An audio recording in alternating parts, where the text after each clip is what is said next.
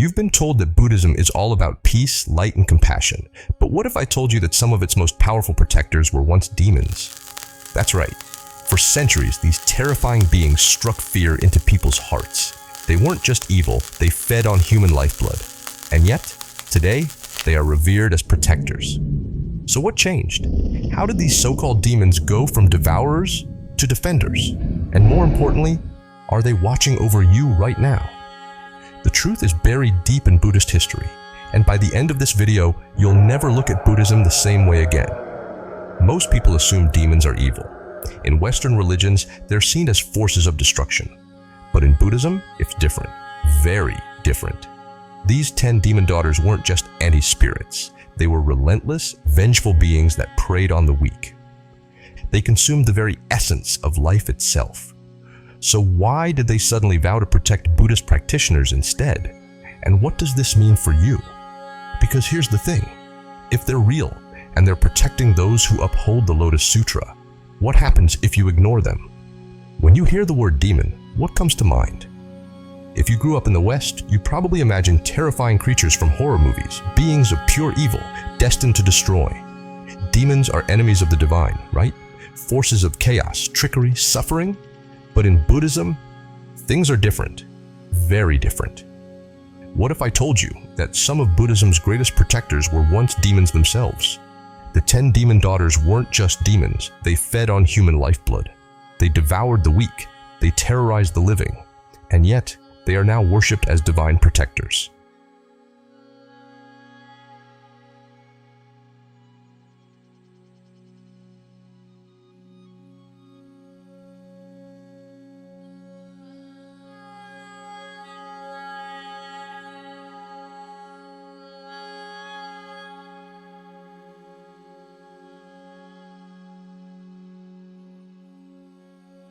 So what happened?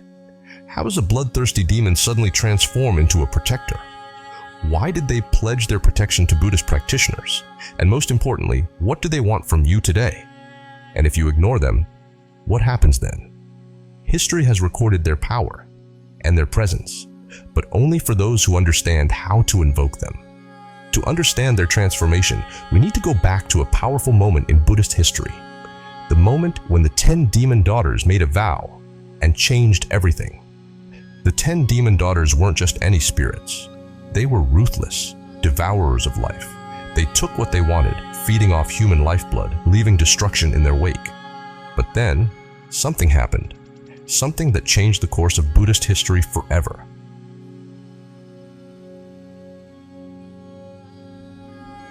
The 10 demon daughters stood before Shakyamuni Buddha. Their presence was overwhelming. In the past, they had caused suffering, but now they were making a vow. They swore an unbreakable oath to stop harming human beings and instead to protect those who uphold the Lotus Sutra. Think about that. Creatures of destruction, choosing instead to shield and empower practitioners of the Dharma. And they didn't just promise this lightly. They bound themselves to this vow for eternity. When I was exiled to Sado, when my life was in danger, it was surely the 10 demon daughters who made my enemies falter. Nichiren Daishonin himself believed that when a true practitioner upholds the mystic law, even demons will rise in their defense. But what does this mean for you? It means that when you chant, when you uphold the teachings of the Lotus Sutra, you are never alone. But here's the real question. Does this actually work? Is this just an ancient legend, or can the power of the 10 demon daughters still be experienced today? Let's look at real-world examples and what modern science reveals about the power of chanting and spiritual protection. Because if this is true, then the power of protection is within your hands. Throughout history, there have been moments when those who chanted the Lotus Sutra should have perished, but didn't.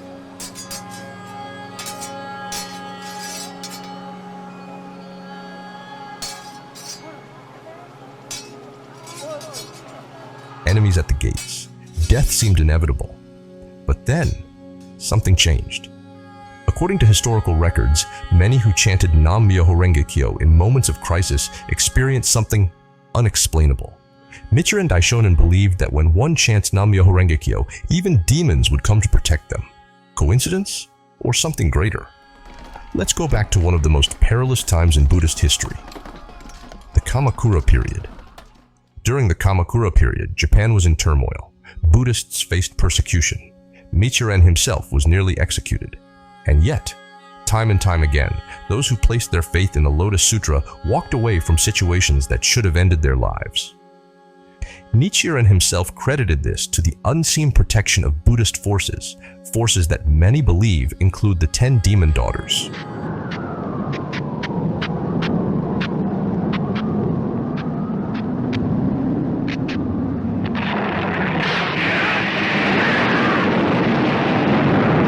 But is this just spiritual folklore? Or could there be something happening on a deeper level, something even science is beginning to uncover? Modern neuroscience is catching up with what Buddhist practitioners have known for centuries. Chanting Nam-myoho Renge-kyo affects the brain. Studies confirm that chanting reduces stress, lowers cortisol levels, and activates regions of the brain associated with focus and resilience. This isn't just spiritual talk. This is measurable, physiological change. Even non-Buddhists report feeling a deep sense of protection, clarity, and inner strength when chanting Nam-myoho Renge-kyo. I was in a life-threatening accident, but somehow I walked away unharmed. I was chanting in my head the whole time. I faced persecution at work. I chanted daily, and within a week, the situation completely turned around. I used to feel alone, but ever since I began chanting, I can feel a presence guiding me. These stories aren't rare. Across centuries, across cultures, people have tapped into this unseen force and felt its impact. But here's the real question. What happens if you don't chant? Could this protection be conditional? Is it something we invite or ignore? Now that you know who is protecting you, are you using this power correctly?